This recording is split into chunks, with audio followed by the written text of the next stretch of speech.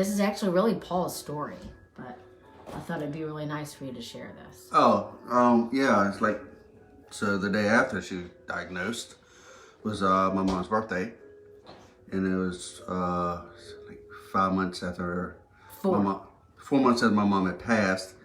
So it was her first birthday without my mom. So I just at the hospital, staring out the window, and just like seeing a white dove out of nowhere up here, and it just takes you back for a moment and lets you know, when somebody's watching over her or being here, it was just, I don't know the words. It was just peaceful, helped just makes you take a deep breath for a minute and just, think how lucky we are, and Cassie is, and some people aren't. Go on, honey. Go on, please. Go on. And it's just, it's just a message, and something we'll never forget. And like I said, it's, having to be on my mom's birthday, and it was her first birthday without her, so it was kind of significant. And so when that happened, all right, so backing up a little bit. So his mom passed in June, like you just said, and Paul was sitting in the chair that I used as my bed at night. And I obviously knew it was her birthday, Jeanette's birthday, and Paul had mentioned her, and he hadn't said anything since she passed. And I wasn't going to mention it because, I don't know, not that he had forgot, but I didn't want to make it harder on him, or bring that up, even though, I knew he wasn't going to forget that was his mom's birthday. But when he looked out the window, you remember you mumbled something. He mumbled something and said something, and I was like, what? And he said, I just saw a white dove. And I knew that was a nice, it has significance behind it. But I actually had to Google it. I Googled the significance of a white dove. What does a white dove mean or represent? And I remember it said peace and something else. And I remember thinking peace, because that's the last thing we were feeling was peace. We did not feel peace at all. And so when you saw the dove, it was kind of comforting, I guess. And then you wonder, like, was this Jeanette? Could this be his mom? And the fact that it was on her birthday was just really cool. It meant something to Paul. Hi, Helena. This is Paul. Hey, how you doing? You missed the beginning. I should actually edit the beginning. Leave it. It's great. I don't know how to do that, edit videos. But, so I'll repeat it really quickly. Are you still having a low? Cassie had a low right before we came on. It says I'm 83 steady. Okay. Oh, you shoot up in a minute. Yeah, you will. Can I just be in the background? Sure. So, she said hi, Paul. Hey, how you doing? Paul just shared his little experience or story from when we were in the hospital with Cassie. And, like I said, seeing all the Valentine challenge posts. Yep, her Dexcom was going off right as we were coming on. Yeah. That's why she was so giggly and laughing, and then Paul started. So, yeah. The lows, the low giggly lows. Here we go.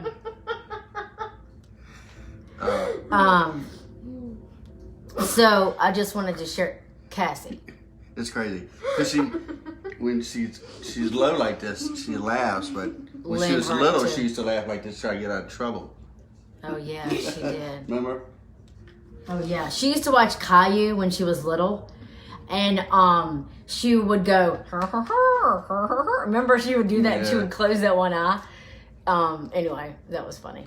But so I just wanted to have Paul share that, and then I did want to talk for a few minutes, not in front of Cassie. She's wants to be included, but I did want to share a little bit about how Paul and I both dealt with the diagnosis. Like I said, his mom had passed in June. So I honestly don't even think you dealt all the way with the low. the death of your mom? No. Look what all was going on. I mean, that year was crazy. We had our company got bought out, so we started with a new company. That's all brand new, and then. Oh yeah, you want to hear the year we had? That's what we could do. 2019. Here's how it started. March. The only job Paul's ever been at since he was 19 years old got bought out, and then he started with a new company. This was March. Then June. April mom fell in the hospital. Oh yeah, April's mom started going downhill. Easter. Like Easter. She went in the hospital. June, my oldest daughter got married. And Paul walked her down the aisle and prepared a speech. The next day, or the day before, yes, his mom's funeral. So Friday in 24 hours, was the funeral, and then in 24 hours, he walked Haley down the aisle and wrote and read a speech, and attended his mom's funeral, and he also wrote and read a speech in June. So then in October, Cassie was diagnosed. So it was just so much so fast. I didn't think that Paul actually even fully grieved his mom yet when we were hit with the diagnosis of Cassie. And so when you have all those life changes happen so quick, all in a few months, really, you kind of wonder what emotion is going to show first, And he had been able, I think, to push the emotion of losing his mom to the back, because you were concentrating on Haley being married, and that was a positive. And then, hi, Wendy. And then when Cassie was diagnosed and given the diagnosis on his mom's birthday, how can you get another low notification? And go see what you are. Go see what you are. And I might have to Memorial Day weekend we got 93 study. Okay. Memorial Day weekend we just picked up a puppy. So Labor Day weekend we just got a dog. So it was a lot. It was a lot going on. It was a lot. Like I said, new changes with work, uncertainty. So this is the part, Cassie, I want you to go, baby, because me and Daddy are going to talk a little serious about how we felt, and love you. You can't. No. No. She wants to hear it. Why can't I? No. This is something personal. And don't go to the top of the steps and try to She's gonna put your ear down here. Oh. Go play with your dog. She's going to try to listen. This, made me want to share this, too, the Valentine's thing. I mean, I've seen all these photos and collages, and that's nice. How did you meet? And what was your first dinner date? And who said I love you first? I mean, that's fine and great, but this is like to me, this kind of stuff is like, how do you get through so many stressful events in a short amount of time? Thankful for a wedding to celebrate in between. Yes, the sadness. It was very... Yeah, well, you didn't have much time to focus on the death and the funeral, because the next day you're supposed to be, excited and happy, which I was. It's just, and then after that, you got a couple months of summer, and then you got a puppy, and then you just keep moving. And then, the unfortunate thing with that, when you keep moving and pushing forward, you're pushing things back or down. Yeah. And, and then the whole thing with Cassie was just... So, I'll start, I guess. I mean, if you want to, but my whole deal with Cassie when she was first diagnosed, I was just full of anger. Yeah, we handled it differently. Yeah. Paul was mad, and I was more in I have no medical background at all. And I was more in I kind of almost went into a nurse mode. Okay, check this. Make sure her carb count is right. Make sure she has something she likes. Make sure I'm dosing the insulin. It was easier for me to think of it as a task. I would just go down kind of like the checkoff list in my mind, and that's how I pushed through those first few weeks. Because in a video that I did with an author on here, Preston, you did that too, Summer. And I shared with him that the first few weeks after Cassie was diagnosed, when I would open up my eyes before my feet even hit the floor. And I knew what was ahead of me, and it was starting to set in that this is a lifelong disease, and I was scared. I was going to do something wrong. I was tired still, overwhelmed, just like all of it was starting to kind of set in, like in layers. I could feel it setting in and me accepting it like in layers. And before my feet would hit the floor, I would have to pep talk myself. And that is not an exaggeration.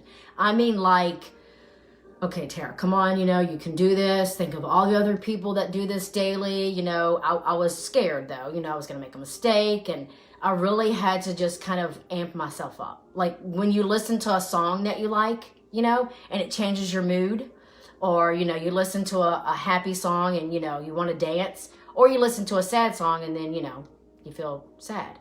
So I had to give myself like positivity before I could even get up. And I started to deal with it like more like accepting it faster. I think I accepted it quicker. I was just like, okay, this is what we're dealing with.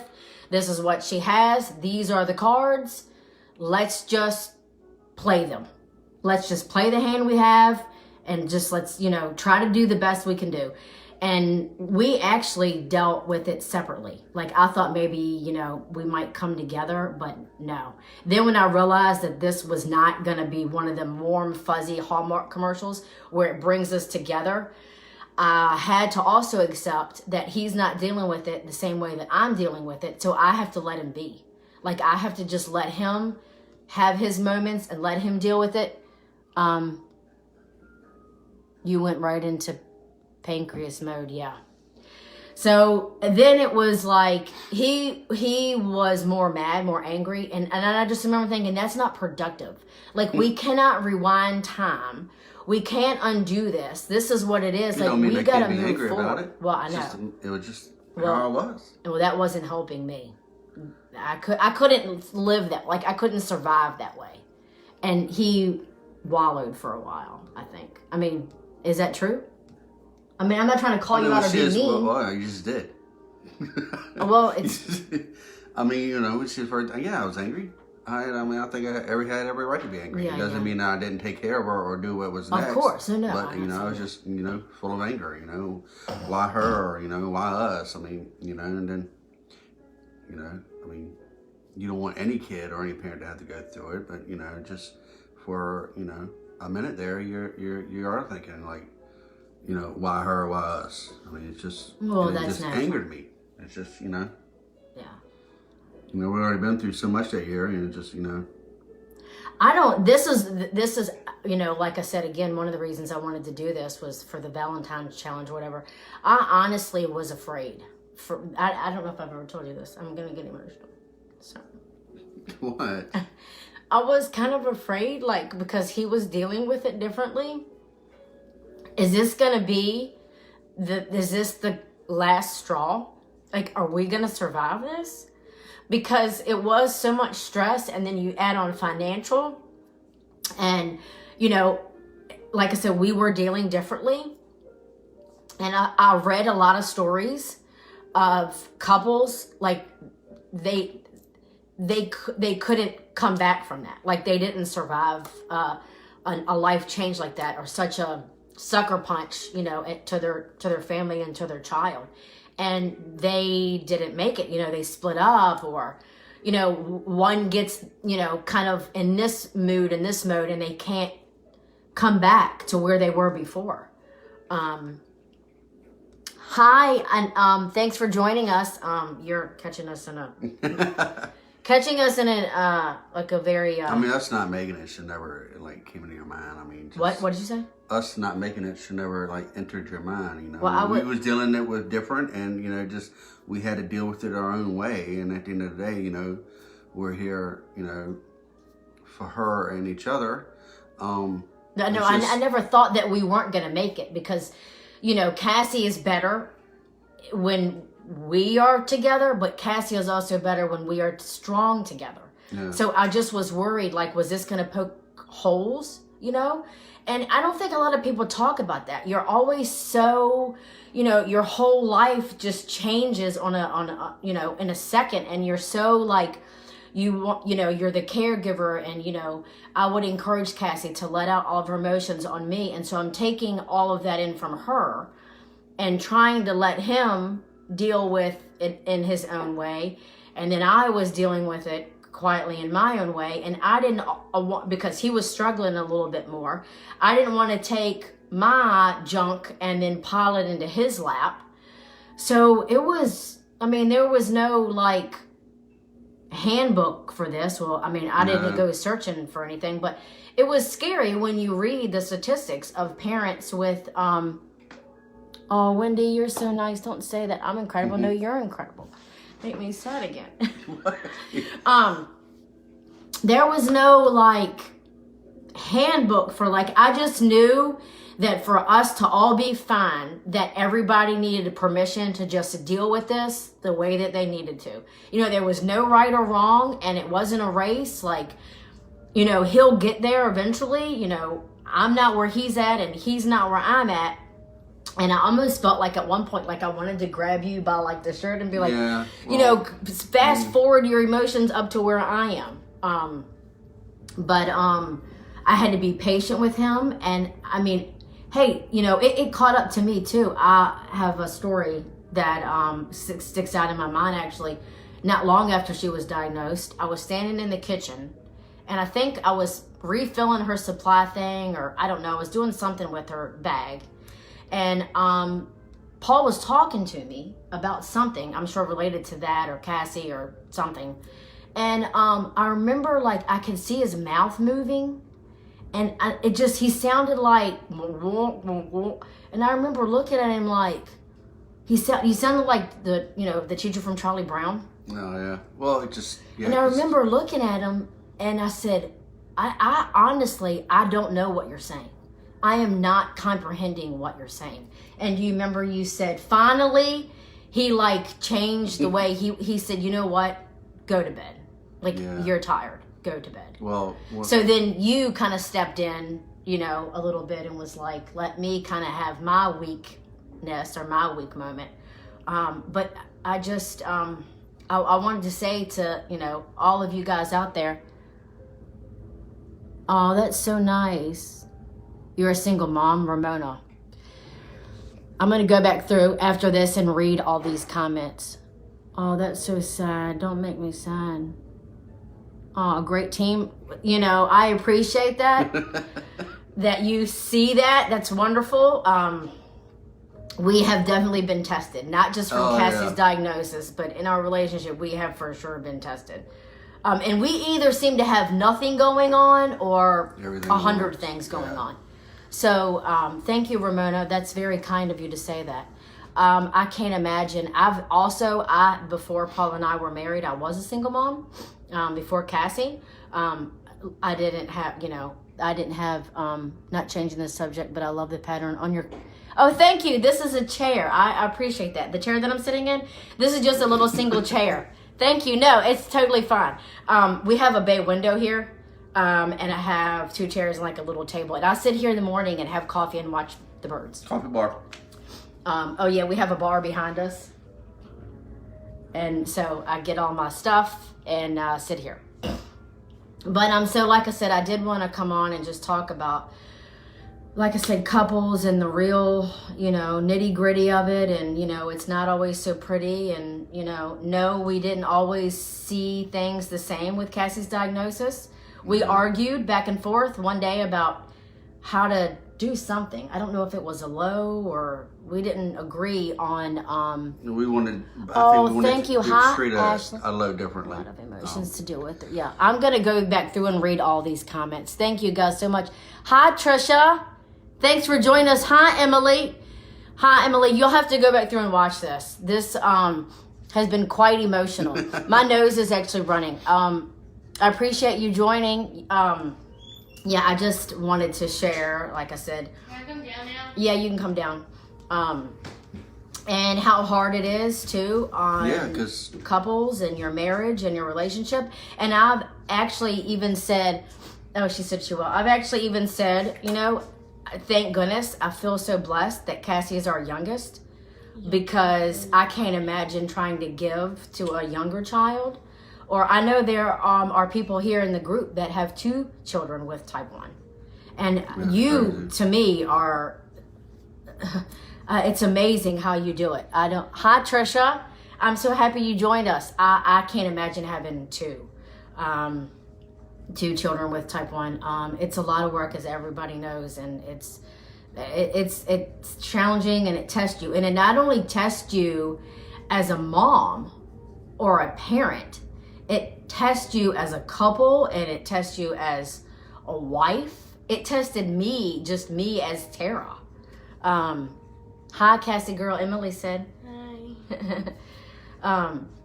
So I'm gonna probably cut this short. Test dads too. Not short. Not only moms. No, I'm speaking for myself. Well, test dads too, because like I said, you know, you come over in the hospital and you're waking up at 2 a.m. every morning. Oh, and at first, yeah, at that first, was rough. a couple weeks of pricking, and you know, a couple days home from the hospital. If you're lucky, you can stay home, and then right after that, you're back at work. Like standing at work, trying to focus and staring at your phone at your daughter's numbers if you have the Dexcom, and it's just yeah, like, you know, she said I was talking to her, and it's like nothing was coming out, or fog or words, but I've been plenty of times like that at work, or just, you know, just It's so much so fast. oh yeah.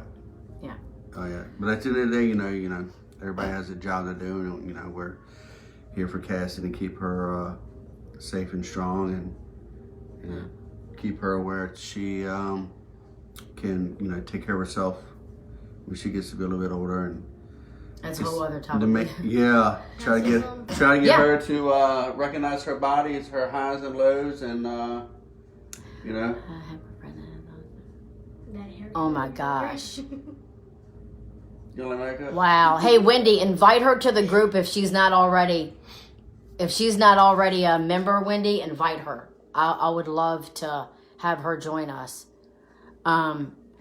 Actually, I can't imagine being a parent of a child with T1. I was diagnosed at 15 in 1983. Wow. Like I said, I'm going to go back through and read all these. Guys, thank you so much for participating and leaving comments. 53. I can't imagine. That's another thing we've said. The technology now. Yeah, because we had a guy I used to work with, and so when I was like 25, he was like 50. 60, 55, 60, and you know, he had it, and you know, I know back then, I'm pretty sure parents just didn't let their kids go anywhere, or just like out them all the time, or probably woke them up a lot of times, you know, to check their I can't imagine. you know, check their numbers. And Paul, Trisha said that it's nice to hear a dad talk. That she knows it sounds stupid, but I don't know how they feel. No, I know your husband's quiet. Yeah. Paul, you missed it differently. You missed the beginning, so go back if you want to, and watch the beginning. It took us. We had a little bit of a rough start. I actually mentioned this to Paul. He's out of his comfort zone. I mean, he's not comfortable in doing stuff like this. Although you seem like you've been doing pretty good to me. Can I say something?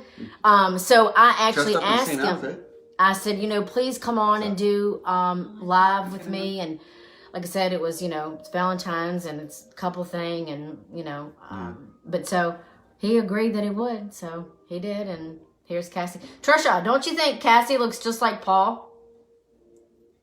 Here. Maybe she's a babe. Oh my god. Anyways, all right. Well, I hope everyone has a good weekend. She wants to say something. Oh, Cassie wants to say something. Y'all talk really loud. Oh, You can hear us. Yeah. Did you want to say anything else? Of course, we're allowed when you're sitting 3 steps up. I Were wasn't. you listening? No, I was Okay. All right. Well, you want to say anything else? Just gonna happy Valentine's. Happy weekend. Valentine's Day. Love each other. Love yourself. Yeah. Take care of each other out there, and just Love yourself for sure. Yeah. Oh, thank you, Ashley. Yeah, I made him. I was like, find a red shirt. And I'm actually even wearing leggings, Valentine leggings. Hold on. I don't know if you can see. Mom, they get- oh, I got my pair. Can you see my leggings? Oh.